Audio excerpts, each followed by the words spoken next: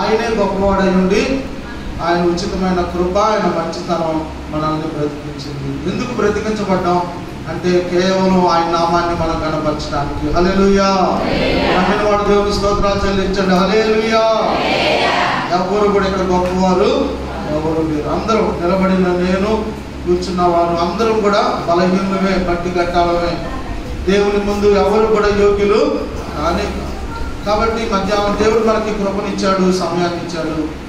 కాబట్టి మధ్యాహ్నం ప్రభు యొక్క బలపరకై మనం సిద్ధపడుతున్నటువంటి ఈ యొక్క విలువైనటువంటి సమయంలో దేవుని వాక్యాన్ని కొద్ది నిమిషాలు మనం ధ్యానం చేసుకొని వాక్యాన్ని నెమరు వేసుకుంటూ, వాక్యాన్ని పఠిస్తూ, వాక్యానుసారంగా మనం ప్రభు బలంలో చేవేసినప్పుడు దేవుడి నెలంతా కూడా తన సన్నిధి కాంతిని మీద ఉదయింపు చేయడానికి దేవుడు సిద్ధంగా ఉన్నాడు. నమ్మిన దేవుని స్తోత్రాలు చెల్లించండి. హల్లెలూయా. మీరు స్తోత్రాలు చెల్లించేటప్పుడు బిగ్గరగా చెల్లించినప్పుడు నిద్రమత్తు వచ్చిన వాళ్ళు కూడా తడుసుకోవాలన్నమాట. హల్లెలూయా. వాక్యాన్ని ధ్యానం చేద్దాం, సమయాన్ని వ్యర్థపరచుకోకుండా. నిర్గమాకాండం 4వ అధ్యాయము 22వ వచనం. పరిశుద్ధ గ్రంథంలో నుండి నిర్గమాకాండము 4వ అధ్యాయం 22వ వచనం. అప్పుడు నీవు ఫరోతో, ఇశ్రాయేలు నా కుమారుడు, నా జ్యేష్ఠ పుత్రుడు, నన్ను సేవించినట్లు నా కుమారుని పోనిమని నీకు ఆజ్ఞాపించుచున్నాను. వారిని పంపనొల్లని ఎడల ఇదిగో చాలు. పిల్లరా, చదవబడినటువంటి వాక్యాన్ని కొద్దిసేపు ధ్యానం చేసుకుందాం. దైవజనుడైనటువంటి మోషే తన మామ ఇంట, తన మామ దగ్గర గొర్రెలు మేపుతూ బ్రతుకుతున్నటువంటి మోషేను దేవుడు ఏర్పాటు చేసుకుని ఇశ్రాయేలు ప్రజలను రక్షించడానికి పిలిచినటువంటి ఆ ఆరంభ దినాల్లో దేవుడు మోషేతో ఇలా మాట్లాడుతూ ఉన్నాడు. మోషే, నేను నిన్ను ఫరో ఎద్దుకు పంపిస్తాను.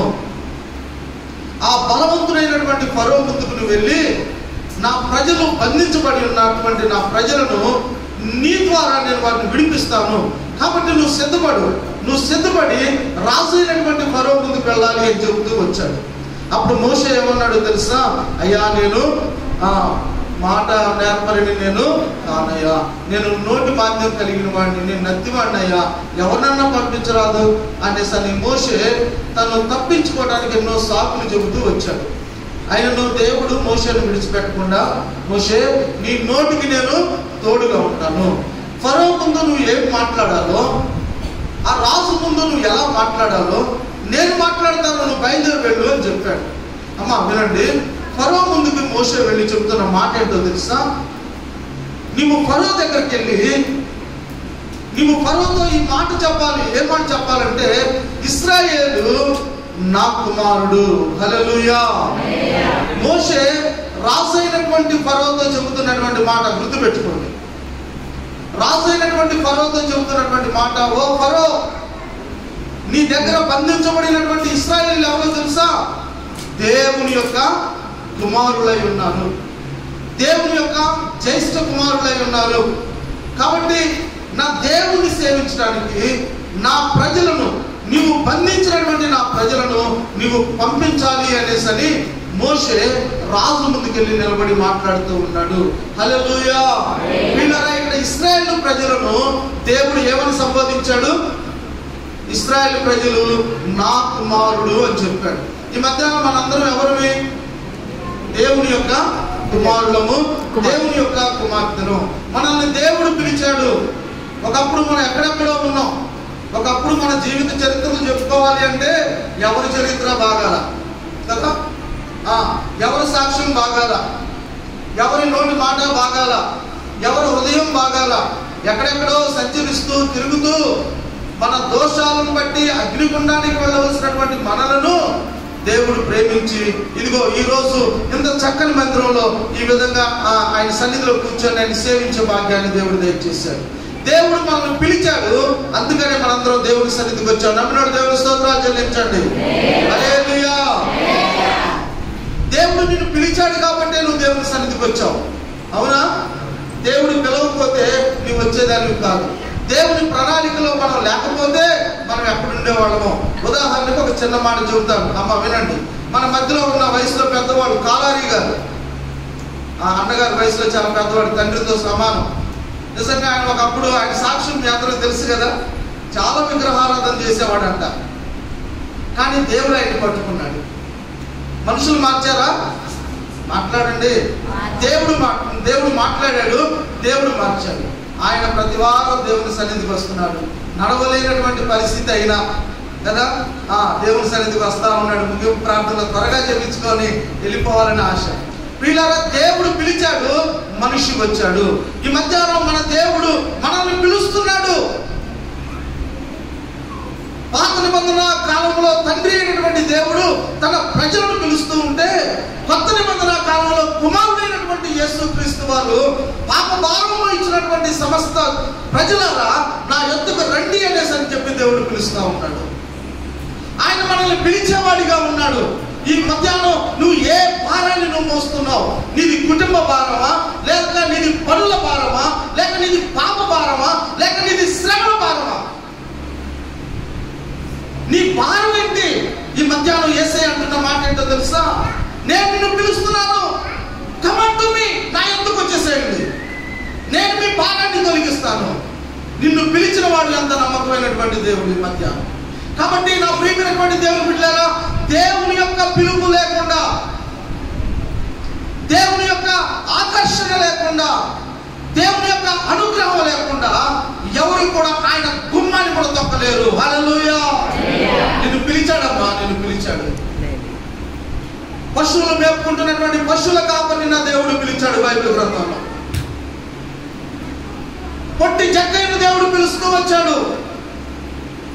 పాపము చేసి చెట్టు చాటును దాక్కుంటున్నటువంటి ఆదామును దేవుడు పిలిచాడు 3వ అధ్యాయంలో. ఆదామా నువ్వు ఎక్కడున్నావు అని చెప్పాడు. సంఘాన్ని హింసించడానికి మిట్ట మధ్యాహ్నం బయలుదేరి వెళ్తున్నటువంటి సౌలు అనబడినటువంటి వ్యక్తిని దమస్కు మార్గంలో దేవుడు పిలుస్తూ ఉన్నాడు. సౌలా సౌలా నువ్వెందుకు నన్ను హింసిస్తున్నావు? ఎందుకు హింసిస్తున్నావు? ఎందుకు నీ క్రియల ద్వారా నన్ను హింసిస్తున్నావు? ఎందుకు నీ జీవితం ద్వారా నన్ను హింసిస్తున్నావు? ఎందుకు నీ మాటల ద్వారా నా నామానికి అవమానకరంగా నన్ను అవమానపరుస్తున్నావు అని చెప్పని దేవుడు పిలుస్తూ ఉన్నాడు.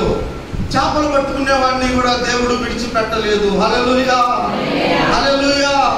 మనమైతే లోకంలో గొప్పవారిని పిలవడానికి ఇష్టపడతాం, వారితో స్నేహం చేయడానికి ఇష్టపడతాం, వారితో మాట్లాడటానికి ఇష్టపడతాం.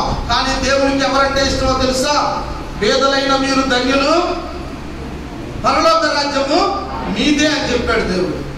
చిన్న మంద భయపడుకుడి, తండ్రి తన రాజ్యమును మీకు అనుగ్రహించడానికి ఇష్టపడి ఉన్నాడు.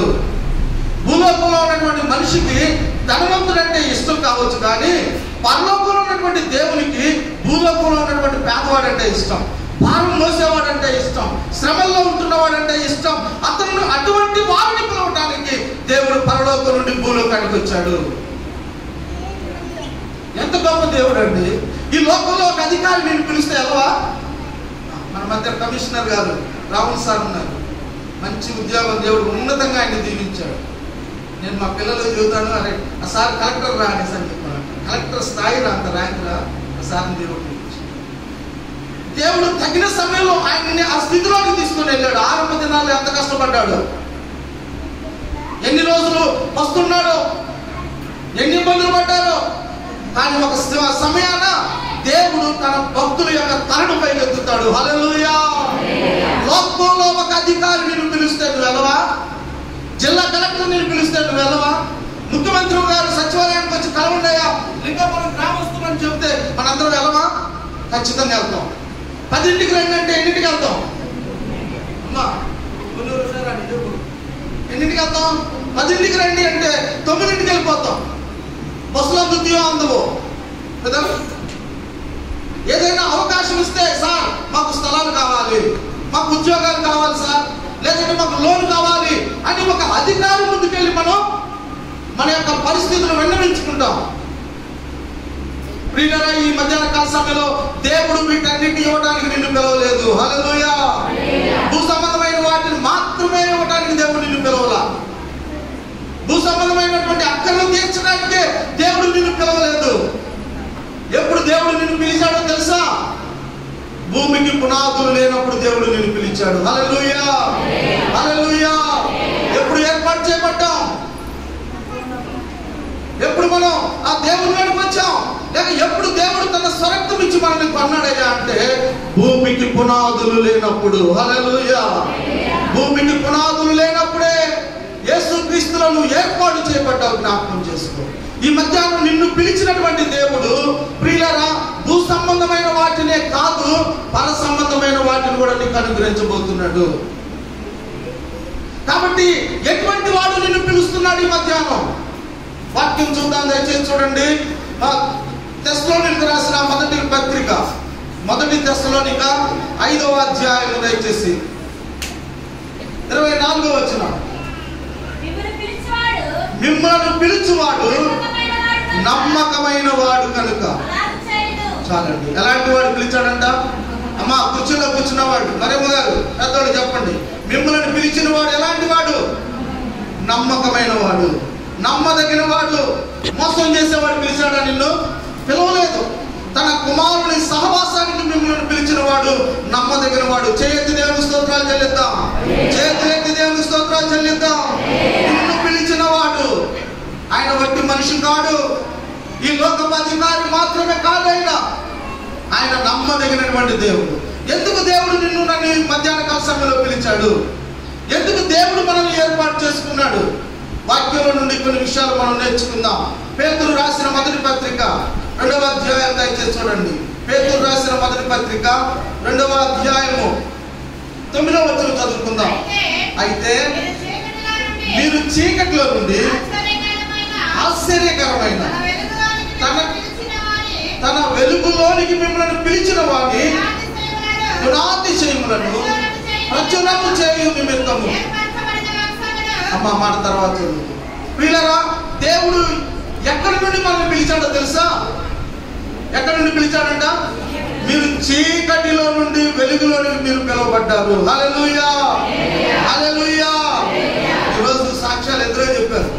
నేను ఈరోజు ఎంతమంది చూస్తారో 4 రోజులు అయింది కదా అనేసి అనుకున్నా. అయితే కొంతమంది మాత్రం చెప్పడానికి సిద్ధంగా ఉన్నట్టు ఉన్నారులే, కానీ నేను 2 నిమిషాలు అక్కడ చూస్తే ఎవరు కూడా లెగవలేదు. ప్రియులారా, ఎందుకు మనల్ని చీకట్ల నుంచి దేవుడు పిలిచాడు? మనం సూర్యులుమా? సూర్యుని కంటే తేజస్సు కలిగిన వాడమా?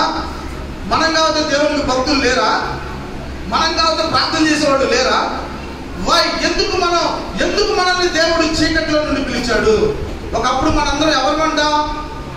పౌలు గారు తెస్సలోనిక సంఘానికి రాస్తూ, ఓ తెస్సలోనిక సంఘస్థులారా, ఒకప్పుడు మీ బ్రతుకులేంటో తెలుసా?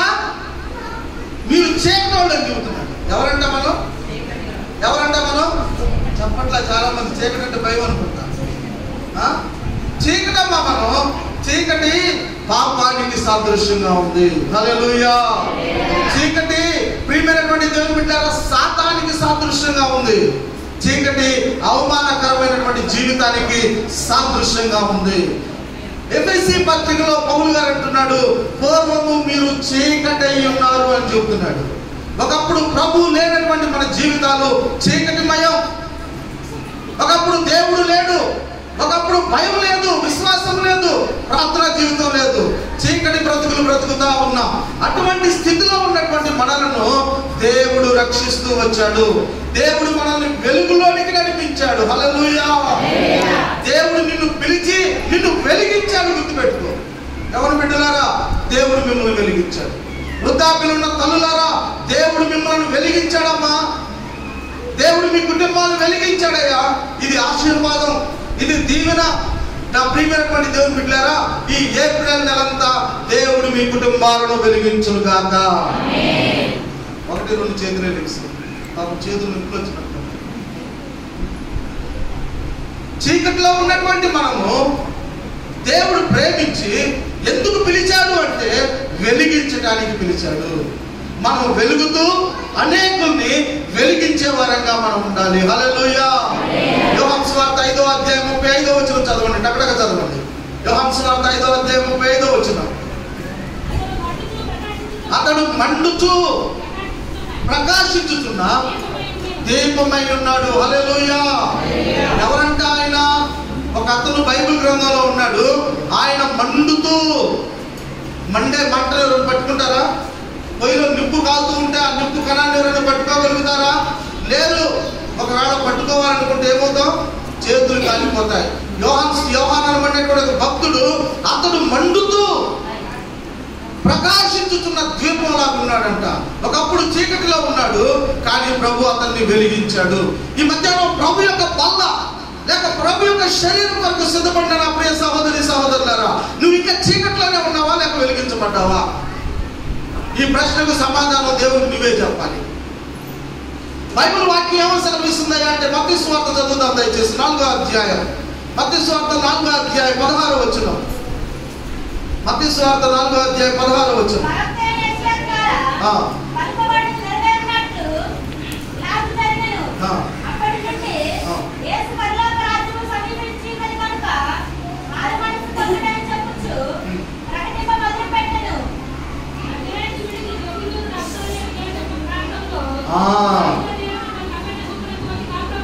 ఉండెను.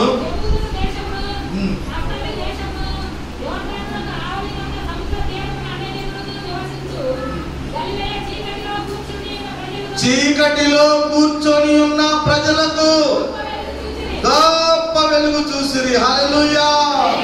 ఏ ప్రజలంట వెలుగు చూసింది? చీకటిలో కూర్చున్నటువంటి ప్రజలకు దేవుడు గొప్ప వెలుగును అనుగ్రహిస్తూ వచ్చాడు. దావీదు భక్తుడు అన్నాడు, దేవా నీ వాక్యము నా పాదములకు, చెప్పాలి బిగ్గరగా, దీపమై ఉన్నది, నా త్రోవలో అది వెలుగై ఉంది. చీకటి జీవితాలను దేవుడు వెలిగించాడు. గెరాసేనుల దేశంలో అపవిత్రాత్మను బట్టి శానారమైనటువంటి దెయ్యములు పట్టిన వాడు చీకటిలో మగ్గిపోతూ సమాధుల్లో బ్రతుకుతూ తనను తాను హాని చేసుకుంటూ ఉంటే యేసుక్రీస్తు వారు దర్శించి వెలిగించాడు. హల్లెలూయా, హల్లెలూయా. కాబట్టి నా ప్రియమైనటువంటి దేవుని బిడ్డలారా, సాయంత్రకాల సమయంలో అద్దరికి వెళ్ళాలని శిష్యులు ఆ యొక్క ధోనిలో ప్రయాణం చేస్తూ ఉన్నప్పుడు చీకటిలో భయంకరమైనటువంటి గాలివాన ఎదురైనప్పుడు నా దేవుడు వారిని కాపాడాడు. హల్లెలూయా. కాబట్టి ఈ మధ్యాహ్న కాల సమయంలో ఎటువంటి వాడు నిన్ను పిలిచాడో తెలుసా?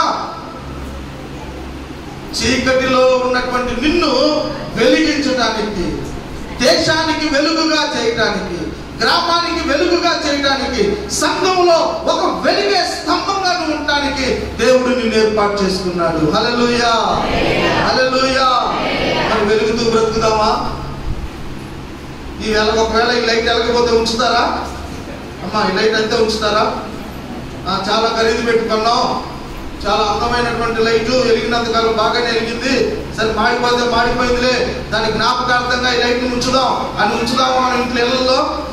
అది ఎంత ఖరీదు పెట్టుకున్నా, అది ఎంత షైనింగ్ లైటింగ్ వచ్చినా అది మాడిపోతే దాన్ని తీసి దెబ్బలో పడేస్తాం. మన జీవితాలు కూడా అంతే, మన బ్రతుకులు కూడా అంతే. మన జీవితాల గురించి కీర్తనకారుడు ఏమని చెప్పాడో తెలుసా? నీటి మీద చెప్పాలి, నీటి మీద బుడగా మన జీవితాలంట. ఇంతలో కనపడి అంతలో మాయమైపోవు ఆవిరి వంటి మన జీవితాలంట. కాబట్టి ప్రియులారా, ఈ మధ్యాహ్నం ఒకప్పుడు మనం పాపాత్ములుగా బ్రతికాం, ప్రభు మనల్ని పరిశుద్ధులుగా చేసి వెలుగులోనికి తీసుకొని వచ్చాడు. వెలిగించబడ్డాం కాబట్టి ప్రభు యొక్క బలలో మనం చేయవేయాలి. ప్రభువా నువ్వు నన్ను వెలిగించావు, అందుని బట్టి నేను నిన్ను స్తుతిస్తున్నానని చెబుతూ వెలిగించబడినటువంటి మనం మన యొక్క ప్రభు యొక్క శరీరంలో మనము పాలు పంపులు పొందేవారంగా ఉండాలి. రెండవదిగా దేవుడు మనల్ని ఎందుకు పిలిచాడు? పాత నిబంధనలో లేక కొత్త నిబంధనలో అనేక మందిని దేవుడు పిలిచాడు కదా. ఈ మధ్యాహ్నం నిన్ను నీ గ్రామంలో నిన్ను ఎందుకు పిలిచాడయ్యా అంటే, మరొక మాట చదువుతాం. పేతురు రాసిన ఆ మొదటి పత్రిక 3వ అధ్యాయము 9వ వచనాన్ని చదవండి. పేతురు రాసిన మొదటి పత్రిక 3:9. ఆశీర్వాదములకు వారసులగుటకు మీరు పిలువబడ్డారు. చాలు. ఎందుకు పిలిచాడంటే చెప్పండి అమ్మా, నిద్రపోయేవాడు చెప్పండి, నిద్రపోయేవాడు చెప్పండి. ఒకరోజు రాజు అయినటువంటి ఫరో ముందుకు మోషే వెళ్ళి, అయ్యా నువ్వు నా ప్రజలను పంపించు, నా ప్రజలను తీసుకొని నేను అరణ్యంలోకి వెళ్ళి 3 దినాలంతా ప్రయాణం చేసి నా దేవుడిని నేను ఆరాధించాలి అని చెప్పినప్పుడు ఒకరోజు ఫరో అన్న మాట ఏంటో తెలుసా? చదవండి దయచేసి 10వ అధ్యాయం నిర్గమాకాండం 10:24 చదవండి. ఫరో మోషేను పిలిపించి, మీరు వెళ్ళి యెహోవాను సేవించండి, మీ మందలు మీ పశువులు మాత్రమే ఇక్కడ ఉండాలి. చాలు చాలు అమ్మ, అర్థమవుతుందన్నమాట. అప్పటికి చాలా సూచక్రియలు జరుగుతూ ఉన్నాయి. మరో సందర్భంలో భయపడ్డాడు. భయపడి మోషేని పిలిచి ఏమంటున్నాడు తెలుసా? మోషే, మీరు వెళ్ళి యెహోవాను సేవించండి. పిల్లలు మాట్లాడవాలి. మీరు వెళ్ళి యెహోవాను సేవించండి. మీ మందలు, మీ పశువులు ఇక్కడే ఉండాలి. ఎక్కడ ఉండాలంట? అమ్మా చెప్పండి రా, ఎక్కడ ఉండాలి? ఫరో అన్నమాట. అర్థమవుతుందా మీకు? వాక్యం అర్థమవుతుందా? ఇందాక అక్క కొన్ని విషయాలు చెబుతూ వచ్చారు. వాక్యం చెబుతున్నాం, అది విని అనుసరించి జీవితాలు కట్టుకుంటే బాగుపడతాం. నిర్లక్ష్యంగా ఏముందిలే అని చెప్పి టేక్ ఇట్ ఈజీ లాగా తీసుకుంటే ఒక దినాన తీర్పులోనికి బోన్లో నిలబడాల్సి ఉంటుంది. కాబట్టి ప్రియులారా, ఈ వాక్యం చెప్పడానికి చాలా ప్రయాసపడే పరిస్థితి. వాక్యం ఏదో 4 మాటలు చూసి ఫోన్లో చూసి కాపీ కొట్టుకొని వచ్చి చెప్పేది కాదు. వాక్యం కొరకు చాలా కష్టం, చాలా వేదన, చాలా పరిస్థితులు ఎదుర్కొని ఆ వాక్యాన్ని అంతా దాన్ని చదివి దాని సారాంశాన్ని తీసుకొని సహోదరి కానీ లేక ఇక్కడ నిలబడినటువంటి పరిశుద్ధులు దేవుని మాటలు అందిస్తూ ఉన్నారు. కాబట్టి మీరు శ్రద్ధగా దేవుని వాక్యాన్ని వినాలి. ఇక్కడ ఫరో చెబుతున్న మాట ఏంటో తెలుసా? మీరు వెళ్ళండి అమ్మా దేవుణ్ణి ఆరాధించడానికి, కానీ మీ మందలున్నాయే, మీ పశువులున్నవే, అవి మాత్రం నా దగ్గరే ఉండాలి. మీరు మాత్రం వెళ్ళండి దేవుణ్ణి ఆరాధించడానికి అని చెప్పని ఫరో అంటున్నాడు. దీని అర్థం ఏంటో తెలుసా? అమ్మా ఇటు వినండి. సాతానుడు చెప్పే మాట ఏంటో తెలుసా? అమ్మా ఆదివారం రోజు మీరు వెళ్ళండి ప్రార్థనకి. ఆ దశమ భాగం ముందు చూసావా? నా దగ్గర ఉంచండి. మీరు మాత్రం వెళ్ళండి దేవుని సన్నిధికి. ఆ పరిశుద్ధత ఉందే, అది మాత్రం నా దగ్గర ఉంచండి. ఆ భక్తి జీవితం ఉందే, నా దగ్గర ఉంచండి. ఎవరన్నారు ఈ మాట? సాతాను గారు అంటున్నాడు. గుర్తుపెట్టు. అందుకే మనం ఏం చేస్తున్నాం? ఖాళీకి వస్తున్నాం, ఖాళీగానే తిరిగి వెళ్ళిపోతున్నాం. యేసు పుట్టినప్పుడు జ్ఞానులు ఏం తీసుకుని వచ్చారు? సాంబ్రాణి, గోళము, బంగారం తీసుకొని వచ్చారు. మరి యేసు పుట్టినప్పుడు గొల్లలు ఏం తీసుకొచ్చారు? ఏం తీసుకొచ్చారు? గొల్లలు. జ్ఞానులేమో 3 విలువైనటువంటి పదార్థాలు తీసుకొచ్చారు. మరి గొల్లలు ఏం తీసుకొచ్చారు? ఎగురుకుంటూ వచ్చారు, హల్లెలూయా స్తోత్రం అన్నారు, ఎగురుకుంటూ వెళ్ళిపోయారు. ఈ దినాన చాలా మంది పరిస్థితి కూడా ఇలానే ఉంది. ఆదివారం తప్ప నుంచి మిగతా రోజుల్లో బైబిల్తో పని లేదు కదా, దాంతో అవసరం లేదు. ఎక్కడ పెడతాం కూడా కొన్నిసార్లు మనకు గుర్తుండట్లా. సాతాను గారు ఏమన్నాడు తెలుసా? వెళ్ళండి బాబు, గుడికి వెళ్ళండి. మళ్ళీ ఆ పాస్టర్ గారు మళ్ళీ ఆయన ఏదైనా వాక్యంలో చెబుతాడు, ఎందుకు వచ్చింటారు, మళ్ళీ పెద్దలు ఏమని అనుకుంటారు. కాబట్టి మీరు వెళ్ళండి, కానీ మీ పరిశుద్ధత ఉందే అమ్మా, మీ ప్రార్థన జీవితం ఉందే, మీరు దేవునికి ఇవ్వాలనుకున్న మొక్కుబడి ఉందే, అది మాత్రం నా దగ్గర వచ్చి దీవించబడతామా? మోసే ఊరుకున్నాడా? ఊరుకోలా. లేదు, నా పశువులు మందరు, మా పిల్లలు, మేమందరం కూడా అందరూ వెళ్ళాలి దేవుని సన్నిధికి. హల్లెలూయా, హల్లెలూయా. కాబట్టి మధ్యాహ్నం వాక్యం జ్ఞాపకం చేస్తూ, దేవుడు నిన్ను ఆశీర్వదించడానికి పిలిచాడు, శపించడానికి కాదు. నీవు ఆశీర్వదించబడాలి అంటే నియమం ఉంది. ఆ నియమాన్ని మనం పాటించాలి. ఏదో గొల్లల్లాగా వచ్చి ఎగురుకుంటూ వచ్చి హల్లెలూయా స్తోత్రం, మా యేసయ్య, మా దేవుడు మమ్మల్ని ఏం చేస్తాడు అనేసి అనుకుంటే కుదరదు. జ్ఞానులు త్యాగం చేశారు, జ్ఞానులు వెల చెల్లించారు. ఆశీర్వదించబడాలి అంటే క్రయం చెల్లించాలి. హల్లెలూయా, హల్లెలూయా. కాబట్టి మధ్యాహ్న కాల సమయంలో దేవుడు మనల్ని ఇతరులకు ఆశీర్వాదకరంగా ఉండాలని దేవుడు కోరుకుంటున్నాడు. నీవు ఇతరులకు ఆశీర్వాదకరంగా ఉండాలి. నీ కుటుంబానికే కాదు, నువ్వు ఇతరులకి ఆశీర్వాదకరంగా ఉండాలి. బైబిల్ గ్రంథంలో కొంతమంది నేను ఉదాహరణగా చూపిస్తాను. యాకోబు లాబానుకు ఆశీర్వాదకరంగా ఉన్నాడు. హల్లెలూయా. రాత్రి కూడా సహోదరులు మాట్లాడుతూ ఆ యాకోబు గురించి మాకు చక్కని విషయాలు చెప్పారు. చదువుదాం. ఆదికాండం 30వ అధ్యాయము, ఆదికాండం 30వ అధ్యాయం 30వ వచనం. 30 చదవండి. ఆదికాండం 30. అమ్మా, నేను రాకముందు నీకున్నది కొంచెమే, అయితే అది బహుగా ఆస్వాదించబడింది. నేను బాధ పెట్టిన చోటల్లా, లాభాలు నేను బాధ పెట్టిన చోటల్లా నేను ఆస్వాదించాడయ్యా దేవుడు. మామూలు మాట్లాడుకుంటున్నారు ఈ మాటలు. అల్లుడు అన్నాడు తన మామతో, యాకోబు అల్లుడు తన మామైనటువంటి లాభాలతో చెబుతున్నాడు, ఓ మామగారు లాభాలు, నేను రాకముందు నీ ముందు కొంచెమే, నేను వచ్చిన తర్వాత నేను బాధ పెట్టిన చోటల్లా యెహోవా నిన్ను ఆశీర్వదించాడు. అంత ముందు ఆ 27వ వచనంలో కూడా అన్నాడు, అందుకు లాబాను నీ కటాక్షం నా మీద ఉన్న ఎడల వినుము. అమ్మా ఈ మాట వినరా, నిన్ను బట్టి యెహోవా నన్ను నమ్మిన దేవుడు స్తోత్రాలు చెల్లించండి. అమ్మా నిన్ను బట్టే ఎవరిని బట్టి చెప్పండి పెద్దగా. నన్ను బట్టా? ఎవరు పాడారు? నిన్ను బట్టి నీ కుటుంబాన్ని దేవుడు దీవిస్తాడు. నీ ఇంటిని బట్టి దేవుడు నిన్ను దీవించడు, గుర్తుపెట్టుకో. నీ కుటుంబాన్ని బట్టి దేవుడు నిన్ను దీవించడు, నిన్ను బట్టే దేవుడు నీ కుటుంబాన్ని దీవిస్తాడు. ఇక్కడ లాభాలు చెబుతున్న సాక్ష్యం ఏంటో తెలుసా? నాయనా కుమారుడా యాకోబు, నిన్ను బట్టి దేవుడు నన్ను దీవించాడు. పరిశుద్ధుని బట్టి, ప్రార్థన చేసేవారిని బట్టి దేవుడు ఆ కుటుంబాన్ని కాపాడుతాడు. జ్ఞాపకం చేసుకో. నా ప్రియమైనటువంటి దేవుని బిడ్డలారా, సొదొమ గొమొర్రా పట్టణాన్ని దేవుడు నాశనం చేయడానికి వెళ్ళినప్పుడు ఒక వ్యక్తి ప్రార్థన చేశాడు, ఒక వ్యక్తి విజ్ఞాపన చేశాడు, ఒక వ్యక్తి దేవుని పాదాలు పట్టుకొని ప్రాధేయపడ్డాడు. ఎవరో వ్యక్తి? భక్తుడైనటువంటి అబ్రహాము. అది ఏమైపోతుందో నాకెందుకు అనేసి అనుకోలేదు. ఒక విషయం చెప్పమంటారా? అబ్రహామును బట్టి లోతు ఆశీర్వదించబడ్డాడు. హల్లెలూయా, హల్లెలూయా. లోతు పెద్ద భక్తిపరుడు కాదు బైబిల్ గ్రంథంలో. అబ్రహాముకున్నంత పరిశుద్ధత లేదు, అబ్రహాముకున్నంత త్యాగం లేదండి లోతు దగ్గర. ఏదో అబ్రహాం చేయి పట్టుకొని నడిచాడంతే. చేయి పట్టుకొని నడిచినందుకు నా దేవుడు లోతు దీవించాడండి. ఈ మధ్యాహ్న కాల సమయంలో ప్రియులారా, ఆ అబ్రహాము లోతు నివసిస్తున్నటువంటి సొదొమ కొరకు దేవుని పాదాలు పట్టుకొని ప్రార్థన చేశాడు. ఈ మధ్యాహ్నం నీ ప్రార్థన ఎంత ఉంది? ఖాతాలో పెట్టి తోస్తే 5 కేజీలు ఉందా నీ ప్రార్థన? 5 కేజీలు ప్రార్థన చేసావా ఈ వారంలో? 10 కేజీలు వచ్చిందా నీ ప్రార్థన చూస్తే? ఎంత ప్రార్థన, ఎంత ఆశీర్వాదం. దేవుడు ఎందుకు పిలిచాడు నిన్ను? నువ్వు ఏడుస్తూ ఉండమని దేవుడు నిన్ను పిలవలా. నువ్వు ఉగ్రత పాలవడానికి దేవుడు నిన్ను పిలవలా. ఎందుకు పిలిచాడయ్యా అంటే నీవు ఆశీర్వాదకరంగా ఉండాలి, నిన్ను బట్టి అనేకులు ఆశీర్వాదకరంగా ఉండాలి అనేది దైవ చిత్తమై ఉంది. హల్లెలూయా, హల్లెలూయా. కాబట్టి నా ప్రియమైనటువంటి దేవుని బిడ్డలారా, మన దేవుడు మనల్ని దీవించేవాడిగా ఉన్నాడు. ఇందాక పుష్పక ఆ రూతు గ్రంథంలో నుండి ఒక వ్యక్తి గురించి ఒక మాట చెప్పింది. ఎవరంటే ఆయన బోయస్. మరొకసారి చదువుదాం. 2:24 రూతు గ్రంథం 2:24.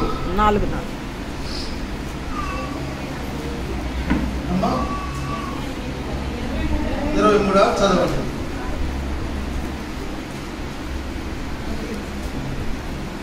అక్కడ బోయస్ని అమ్మ ఒకసారి నాకు ఎప్పుడు చెప్పు. 4:2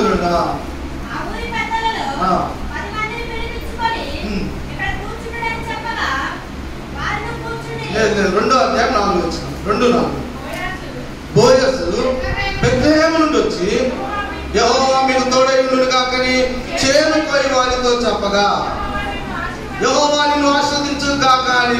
చాలు అమ్మా, మనందరం పొలాల పనులకు వెళ్ళాం కదా. ఇప్పుడంటే కొంతమంది ఇక పనులు లేవు కాబట్టి ఇంటి దగ్గర ఉన్నాం.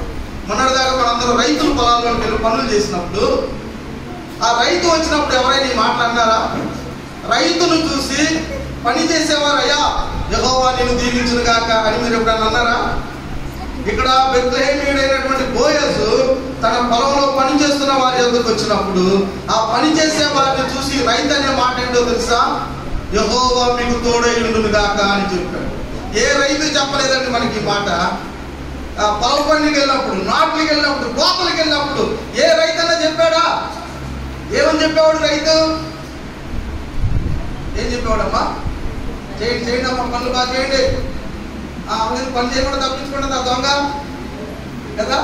ఇంకా సమయం అయిపోలేదు. ఇలాంటి మాటలన్నా రైతును చూశారు. కానీ ఈ రైతు అంటున్న మాట ఏంటో తెలుసా? పనివారిని చూసి యెహోవా మీకు తోడుగా ఉంటాడు.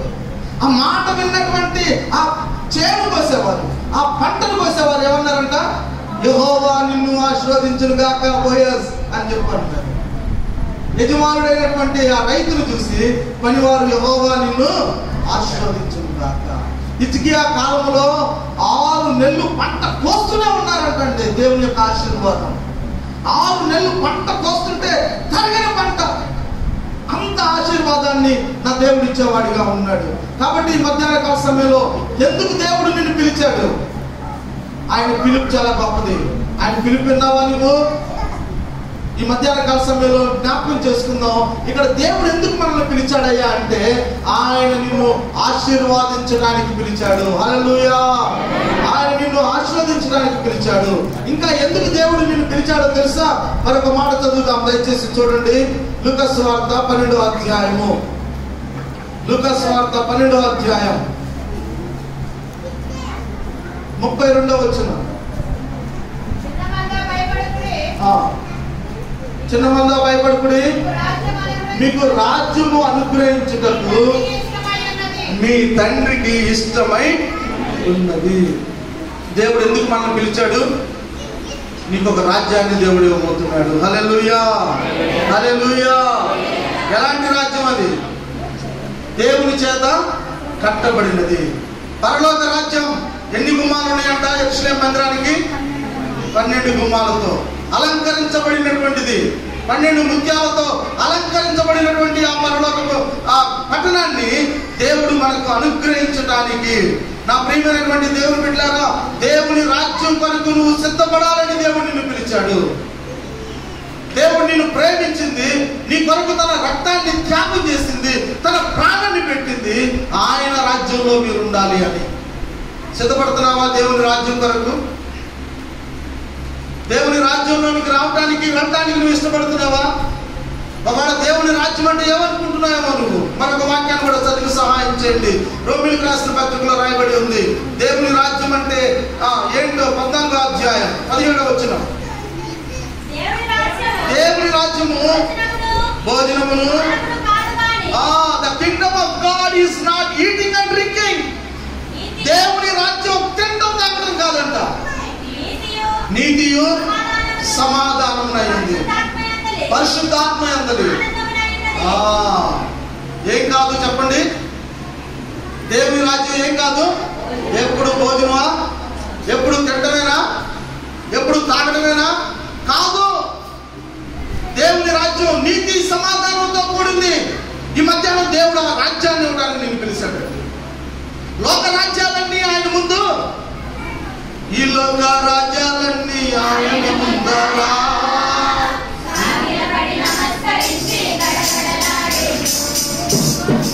వంగడి ప్రతి మోతాదు, వంగడి ప్రతి మోతాదు యేసయ్య యేసుడా యేసయ్య యేసుడా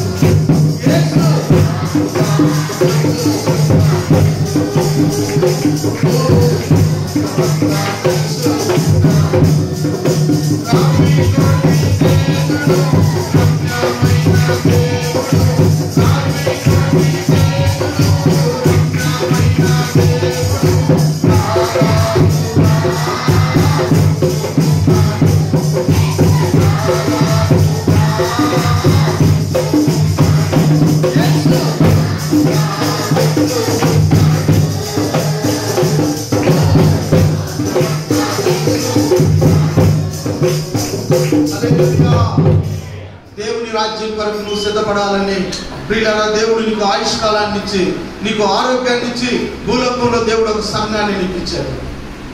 ఏ పేరమ్మా మన సంఘం పేరు? కొంతమంది అయ్యా నువ్వు చెప్పుకుంటూ పో, మేము వినుకుంటూ పోతాం. నువ్వు చెప్పుకుంటూ పో, మేము వినుకుంటా పోతాం. ఏ పేరమ్మా మన సంఘం పేరు? దేవుడు ఈ సంఘాన్ని నీకు ఎందుకు ఇచ్చాడో తెలుసా? ఫ్యాన్ కింద శుభ్రంగా నిద్రపోమని ఇచ్చాడా? లేదు. నాకు ఎందుకు ఇచ్చాడో తెలుసా? బాధ్యత లేకుండా బ్రతకమని ఇచ్చాడా? లేదు. దేవుడు నరుని వేషాన్ని చూడడు. మనిషి యొక్క నటనను దేవుడు, మనిషి యొక్క యాక్టింగ్ చాలా బాగా యాక్టింగ్ చేస్తారు కదా, కానీ నా దేవుడు మనిషి యొక్క వేషాన్ని చూసేవాడు కాదు. దేవుడు ఈ సమయం ఎందుకు ఇచ్చాడు? ఆయన రాజ్యం కొరకు నువ్వు సిద్ధపడాలని. ఆ మధ్య దైవజనుడు మన అప్పుడు చెబుతా ఉన్నారు, దైవజనుడు మన మధ్య చనిపోయారు. దేవుని యొక్క దాసుడు ఆయన రాజ్యంలోనికి వెళ్ళిపోయాడు. ఆయన సమయం అయిపోయింది. ఆ సమయంలో ఆ స్పాట్లో దేవుడు ఆయన పిలుస్తున్నాడు, ఆయన రాజ్యంలోకి వెళ్ళిపోయాడు. కాబట్టి ఈ మధ్యాహ్న కాల సమయంలో దేవుని రాజ్యం కొరకు నీవు నేను సిద్ధపడాలి. హల్లెలూయా. అందుకే దేవుడు నిన్ను పిలిచాడు, అందుకే దేవుడు వాక్యం ద్వారా నీతో మాట్లాడుతున్నాడు. ఒక్కొక్కసారి నీ మనసుకు గుచ్చుకుపోతాయి కొన్ని మాటలు, అయినా దేవుడు నిన్ను విడిచిపెట్టట్లా. ప్రేమ కలిగిన దేవుడు, నువ్వు అలాగైనా నువ్వు మాట్లాడవని చెప్పని దేవుడు నీతో మాట్లాడుతూనే ఉన్నాడు. పాట ద్వారా మాట్లాడుతూనే ఉన్నాడు, ఆయన సాక్ష్యం ద్వారా మాట్లాడుతూనే ఉన్నాడు. ఇకనైనా నువ్వు ఆయన పిలుపుకు లోపడకపోతే వీళ్ళరాజున తప్పించేవాడు ఎవరు కూడా. రాజైనటువంటి బెల్షాజరు దేవుని మందిరంలో వాడవలసినటువంటి పవిత్రమైన ఆ రొట్టె ద్రాక్షారసం వరకు వాడవలసినటువంటి ఆ ఉపకరణాలంట, ఆ పాత్రలను తన ఇంటికి తీసుకొని వెళ్ళి తన తండ్రి అయినటువంటి నెబుకద్నెజర్ కాలంలో జరిగింది. ఆయన ఆ దేవుని మందిరంలో ఉన్నటువంటి పాత్రలు తీసుకెళ్లి ఆయన ఇంట్లో దాచిపెట్టుకున్నాడంట. దేవుని సొమ్ము ఇంట్లో పెట్టుకోవచ్చా? అడ్డంగా ఊపుతున్నారా, నిలువు ఊపుతున్నారా అమ్మా? దేవుడిది ఇంట్లో పెట్టుకోవచ్చా? పెట్టుకోకూడదు. కయ్యను ఏం చేశాడు? సమాధానం చెప్పండి. కయ్యను క్షమించండి, ఆకాని ఏం చేశాడు? నేను మిమ్మల్ని ప్రశ్న అడిగితే ఒకసారి మీ కన్ఫ్యూజ్ నాకు కూడా వచ్చేసింది. కయ్యను ఏం చేశాడు? తనది కాని దానిని, అమ్మ చెప్పండి, తనది కాని దానిని దొంగిలించి ఎక్కడ పెట్టుకున్నాడు అండి? ఇంట్లో పెట్టాడు. బ్యాంకులు లేవేమో, లేదా బ్యాంకులో పెట్టు, ఇంట్లో పెట్టుకున్నాడు. పిల్లరా, ఏం జరిగింది? దేవుని యొక్క శాపం పరలోకం నుండి భూలోకి కనిపించింది. రాళ్లతో కొట్టి ఆకోరు లోయలో అగ్నితో కాల్చివేశారు ఆ కుటుంబాన్ని. ఎందుకో తెలుసా? దేవునిది తను దాచి పెట్టుకున్నందుకు. అమ్మ అయిపోయింది, వాక్యం అయిపోయింది. పలారాధన కాబట్టి కొద్దిగా ఆలస్యమైంది. మీరు దయచేసి అర్థం చేసుకోండి, సహకరించండి. ఎందుకంటే మీరు 10ంటికి వస్తే పెద్దలాడ ముగించుకోవచ్చు. కొన్ని బళ్ళు లేటుగా వస్తా ఉన్నాయి కాబట్టి మరి తప్పదు, మరి ఏం చేద్దాం. కాబట్టి వినండి పిల్లరా, ఈ యొక్క వాక్యంలో మనం చూసినప్పుడు దేవునిది లేక దేవుని మందిరంలోని ఇంటిలోకి తీసుకొని వెళ్ళి తన ఇంట్లో వాడుకున్నాడంట ఒక రాజు. ఆ రాజు ఎలా వాడాడో తెలుసా? ఒకరోజు మంచి పార్టీ చేసుకున్నాడంట. తన సైన్యాధిపతులు, తన రాణులు, తన దగ్గర ఉన్నటువంటి వివిఐపీలందరూ కూడా. బెల్షాజర్ ఏమన్నాడో తెలుసా? తన తండ్రి యెరూషలేము మందిరంలో నుండి తీసుకొచ్చినటువంటి ఆ బంగారపు సువర్ణ ఆ యొక్క పాత్రలు తీసుకురండి, నేను అందులో ద్రాక్షారసం పోసుకొని తాగాలనేసానని తన పనివారితో చెప్పాడు. ఆ పనివారు దేవుని యొక్క మందిర ఆవరణలో వాడబడుతున్నటువంటి ఆ సేవోపకరణాలు, ఆ పవిత్రమైనటువంటి పాత్రలు తీసుకొస్తే రాజు గర్వించి, ఏంటంట?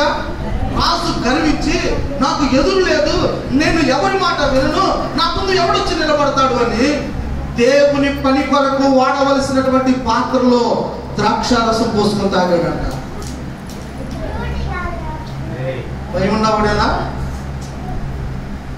పిల్లరా, దేవుని ఇంటిలోది నీ ఇంట్లో వాడుకోవచ్చా? దేవుని ఇంటిలోది నేను నా ఇంట్లో వాడుకోవచ్చా? మీరెవరు చూడలేదు అని చెప్పి మెరుగా దాక్కుని పోవచ్చా? బెల్షాజర్ చేసిన పని, ఆకాను 1 మెట్టు జారి పడ్డాడు అనుకుంటే బెల్షాజర్ 10 మెట్లు జారి పడ్డాడు, నాకు ఎదురే లేదని. దేవుని సేవకులకు వాడబడుతున్నటువంటి ఈ యొక్క పనిముట్టు శిథిలమైపోతే ఇక్కడే శిథిలమైపోవాలి. నీది కాని దాన్ని నేను వాడుకోవడానికి వీల్లేదు. ఆ యొక్క బెల్షాజర్ దాంట్లో ద్రాక్షారసం పోసుకొని తాగాడు. తాగిన కొద్దిసేపటికే హల్లెలూయా హల్లెలూయా. రోజులు గడిచిందా? నెలలు గడిచిందా? ఇప్పుడు వెంటనే చూపిస్తున్నాడు దేవుడు, గుర్తుపెట్టుకోండి. ఇప్పుడు వెంటనే షాక్ పడుతుంది అనుకుంటున్నారేమో. వెంటనే పరలోకం నుండి మానవ హస్తపు బ్రేలు ఒకటి గోడ మీద ఒక రాతను రాసిందంట. ఏమని రాసింది? మెనే మెనే టేకెల్ హుపాసిన్. దేవుడు నిన్ను తూచాడు, దేవుడు నిన్ను త్రాసులో పెట్టి తూచగా నీవు తక్కువగా కనబడ్డావు, నీ లెక్క ముగించాడు, ఫుల్ స్టాప్ పెట్టాడు అంతే. ఏదైనా ఒక వాక్యాన్ని రాసి లాస్ట్ లో ఫుల్ స్టాప్ అని చిన్న చుక్క పెడతారు, అంటే ఇంతటితో ఈ వాక్యము అయిపోయింది. దేవుడు కూడా బెల్షాజర్ నీ జీవితాన్ని దేవుడు చూశాడు. ఆయన నీకు రాజ్యాన్ని నీ చేతికి అప్పచెబితే ప్రజల్ని న్యాయంగా పరిపాలించమంటే నువ్వు చేసినటువంటి కష్టమైనటువంటి పని దేవునికి నువ్వు వాడుకున్నావు. దేవుడికి ఇవ్వాల్సిన దాన్ని నువ్వు వాడుకున్నావు. దేవుడు ఆ కానుక పెట్టి దగ్గర మన నమ్మకత్వాన్ని చూస్తాడే కానీ మన డిగ్నిటీని దేవుడు చూడడు. అందుకని కానుక వేసేటప్పుడంట, వినండి ఈ మాట, కానుకను దేవుడికి ఇస్తున్నప్పుడు నీ కుడి చేతితో ఇచ్చేది ఎడం చేతికి చెప్పాలా, చూపించాలా, కనబరుచుకోవాలా, డబ్బా కొట్టాలా? దేవుని రాజ్యం కొరకు నువ్వు విత్తుతున్నప్పుడు, నువ్వు కానుక విత్తుతున్నప్పుడు నీ కానుక రహస్యంగా ఉండాలి. బెల్షాజరు దేవుడు నీకు రాజ్యాన్ని ఇచ్చాడు, కానీ నువ్వేం చేసావు? చేయకూడని కార్యం చేసావు. ఇదిగో నీ లెక్క ముగించాను అని ఆ బైబిల్ చరిత్రలో ఏ మనిషికి రానటువంటి దర్శనాన్ని చూశాడు. గుండెలు బాదుకున్నాడు బెల్షాజరు, చచ్చిపోయాడు. మధ్యాహ్నం దేవుడు మళ్ళీ ఎందుకు పిలిచాడు? ఆయన రాజ్యం ఉంది జ్ఞాపకం చేసుకుని. దేవుడు మన కొరకు ఒక రాజ్యాన్ని సిద్ధపరిచాడు. ఎవరుంటారంటే ఆ రాజ్యంలో? నీతిమంతులు ఉంటారు. హల్లెలూయా. వాక్యాన్ని నేను ముగిస్తున్నాను ప్రియులారా. ఎవరుంటారు ఆయన రాజ్యంలో? నీతిమంతులు ఆయన రాజ్యంలో ఉంటారు. ఎవరుంటారు ఆయన రాజ్యంలో? నీతి కొరకు ఆకలి తప్పులు గలవారు ధన్యులు. హల్లెలూయా. దేవుని కొరకు ఆకలి తప్పులు గలవారు, దేవుని కొరకు ప్రాణాలు పెట్టిన పగడాల ప్రవీణ్ అనబడినటువంటి దైవజనులు లాంటి వాళ్ళు, దేవుని కొరకు చెమట కాచేవాళ్ళు, దేవుని కొరకు అంగలార్చేవారు, నీతి కోసం, న్యాయం కోసం, యథార్థం కోసం, ప్రభు కోసం నిలబడే వారి కోసం దేవుడు తన రాజ్యాన్ని సిద్ధపరిచాడు. ప్రభు కొరకు నిలబడతావు నువ్వు? తుమ్ముతే ఊడిపోయే ముక్కులా ఉంటావా? శ్రమల్లో నిలబడతావా? కష్టాల కొలిమిలో నిలబడతావా? సంఘాన్ని విడిచిపెట్టి వెళ్ళిపోతావా? అయ్యా అక్కడ బాగుందయ్యా, ఇక్కడ బాగుందయ్యా, ముందు మన బతుకులు బాగోకుండా ఎక్కడికి వెళ్ళినా ఇక్కడ కూర్చొని ప్రార్థన చేసిన దేవుడు నీ ప్రార్థన ఆలకిస్తాడు. హల్లెలూయా, హల్లెలూయా. మంత్రాలకి చింతకాయలు రాలే రోజులు కాదు ఇవి, గుర్తుపెట్టుకో. ఎక్కడైతే మోకరిస్తావో, వాక్యం సెలవిస్తా ఉంది, ఎక్కడ ఇద్దరు ముగ్గురు నా నామమున మోకరిస్తారు, మంది అవసరం లేదు దేవునికి.